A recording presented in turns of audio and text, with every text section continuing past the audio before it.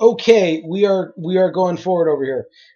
We start off. The Talmud says that you have to start off with the degradation of the Jewish people. Not even with us starting off in Egypt, but we're going to start off with something really dark, which is that we used to worship idols. Yeah, a lot of times we like to hide the skeletons in our closet. The Haggada just puts it out there. Look, you people used to be idol worshippers, and Hashem brought you near, right? And it says that used to be, don't forget, Abraham's father, he used to worship idols. His name was Terach, and they served other gods. And then God took Abraham and he took him across the river and he took him to Canaan and he gave him offspring and he gave him Yitzhak, and Yitzhak he gave Yaakov and Esav, and Esav he sent to Mount Seir to inherit it. Esav just right away got a nice inheritance, and Jacob goes down to Egypt. So in that is essentially everything Jewish that you have to know. First of all, we are not fantastic because we were just born fantastic. We are fantastic because God picked us. God looked at Abraham and he said, I want you.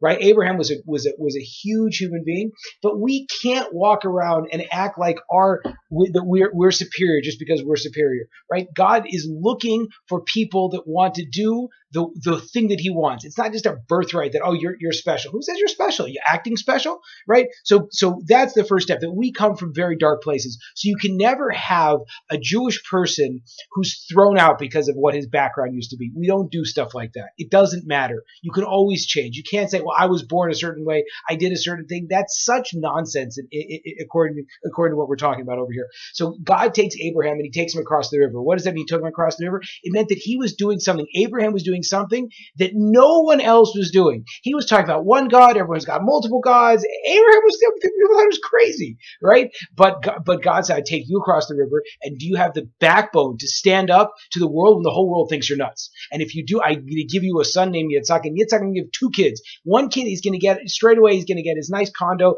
get a nice whole area, Beverly Hills. Everything's great, right? He's going to be living fine. And Jacob, where's Jacob go? Jacob's going to go to Egypt.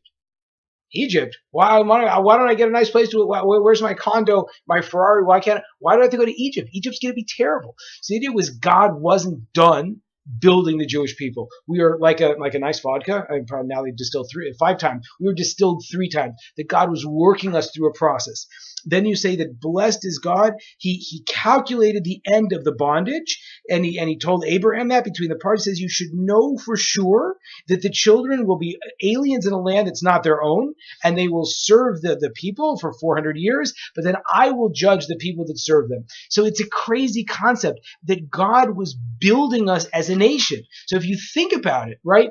You think about all the bad things that we go through in life, and do we ever have the perspective that God is trying to build something over here?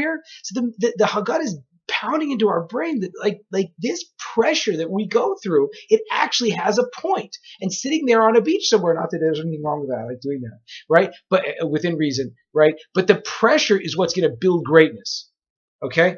Then we read something nuts. It was something absolutely crazy. I read it right here. Otherwise, I couldn't make this kind of stuff up. It says that this promise that God promised us that we would have to be great, or otherwise we could never just fade into history. If we weren't working hard to be great, God was going to make sure that people pulled this out and said that you're different. This is a promise. It said that stood by our fathers and by us, because not only has one try to start up with us to annihilate us, but in every generation they rise against us to annihilate us, and Hashem, blessed be he, rescues us from their hand. Crazy concept, right? So the idea is that we, now we're gonna get kind of tense over here, right? That we are expected to be excellent, and if we are not excellent, you will find that God will bring against us this antisemitism, this horrific hatred on behalf of the rest of the nations, and they will get really close to wiping us out, right? That our lease on life here as a Jew, it's not forever. And we can never try to get this easy life. People think, that was a funny thing that Herzl said, the Jewish people are going to move to Israel, everything's going to be cool, right? The nation goes, oh, you got a land now, everything's fantastic. How'd that work out, right? It didn't work out because the Jews are not supposed to live in peace.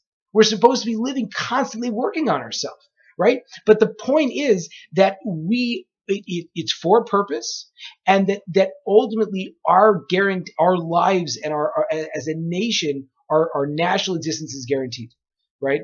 That there will always be, we cannot escape from our national destiny, the fact that we're Jews, that people won't let us, right? But at the end, God is going to protect us, and that's going to save us. So it explains, and I'm just going to go a little bit longer than my 5-minute mark over here, that we're going to go and learn what Lavan the Aramean attempted to do to our father Yaakov. For Pharaoh tried to decree only the males, but Lavan attempted to uproot everything as it says. And then we're going to go in these 4 paragraphs that I told you were coming quite a while ago. But okay, right? What's the idea? What did Lavan try to do? So Lavan, why is Lavan worse than Paro? Of all the terrible people, right, in the world, Lavan, who's Lavan? Lavan's Jacob's father-in-law. Lavan was famous for trying to switch the daughters, right? So why was that seen as worse than Pharaoh? Pharaoh was bathing in Jewish blood, and Pharaoh's throwing all the Jews in the water. Lavan, what did he gave his older daughter? He gave his older daughter to Yaakov instead of the younger one, and he screwed her. He's a swindler, a little shady businessman. The idea was that at the root, when something's being developed, right, then you're much more open. The thing itself is much more open to being destroyed. Already when we were going down into Egypt, we were already a nation, right? Lavan tried to uproot, to get into the guts of who we were and to manipulate it over there. And also the famous thing Lavan said to Jacob. Jacob finally freaks out, forgive me for saying that. Jacob finally decides he's going to leave. He has enough of Lavan. He's leaving, and he tries to go out at night, and Lavan's going to go out to try to attack him, and an angel comes to Lavan and tells Lavan, you touch Jacob, I'm going to wipe you out. God was telling Lavan, you be very, very careful of Jacob. He's a very special guy. And Lavan, he finally shows up to Jacob and he says, why'd you leave? Come on, you got those. You see all this sheep that you worked so hard for. They're my sheep. I'm letting you have them, even though Jacob worked for them, right? He says, you see all these your wives.